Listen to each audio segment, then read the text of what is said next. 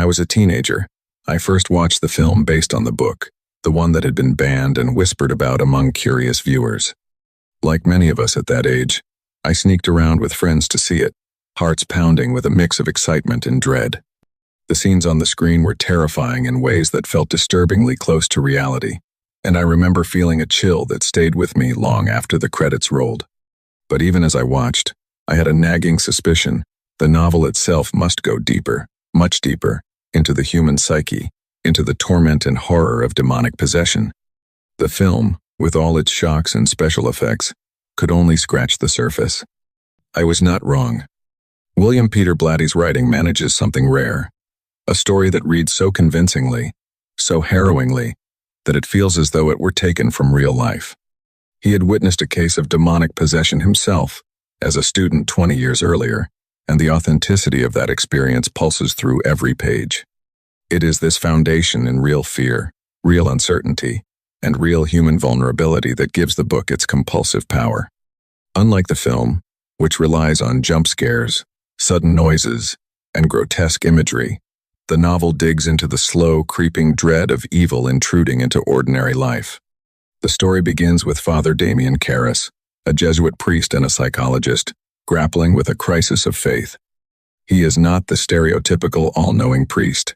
He is human, flawed, and deeply introspective. Karras is tormented by guilt and doubt, mourning the death of his mother while struggling to reconcile his rational understanding of psychology with the spiritual realities he has been taught to uphold. This duality, science and faith, is at the heart of the novel. Blatty explores it with care, never simplifying or sentimentalizing Karras's struggles. The priest's journey is not just a battle against an external evil, but an internal confrontation with fear, guilt, and his own vulnerability. Meanwhile, the story of young Regan McNeil unfolds with a terrifying intensity. She is a 12-year-old girl, bright, innocent, and beloved by her mother. But as the narrative progresses, Regan begins to exhibit increasingly disturbing behavior, violent outbursts, sudden fits of strength, and episodes of speaking in voices that are not her own. Blatty does not rely on gratuitous horror for effect. Every act, every strange sound and movement, is grounded in the reality of a child under siege by a force she cannot understand or control. Her transformation is both heartbreaking and horrifying, and the reader is drawn helplessly into her world, feeling the fear of her mother, Chris, as well as the helplessness of those trying to help her. Chris McNeil, Regan's mother, is depicted with acute realism. She is wealthy, glamorous, and intelligent, yet utterly powerless in the face of her daughter's possession. Blatty portrays her fear and desperation without exaggeration, capturing the exhausting, relentless anxiety of a parent watching a child suffer. Her struggle is not sensationalized, it is painstakingly human. Each failed attempt to understand or control Regan, each late-night vigil, and every argument with doctors or priests adds layers to the tension, showing the slow, grinding horror of helplessness. The novel's horror is not in sudden shocks but in the steady accumulation of dread. Blatty meticulously constructs the descent into madness, using subtle cues and psychological tension to create unease.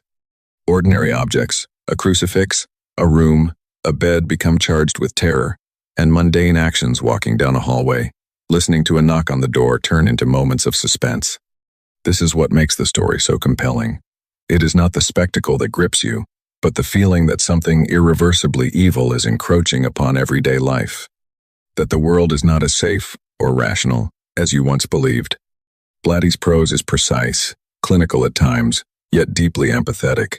He never indulges in melodrama or sensationalism. Even the most shocking moments, Regan speaking in a guttural voice, levitating, or performing acts of impossible strength, are presented matter-of-factly, as if these events, however terrifying, are a natural extension of the reality he has established.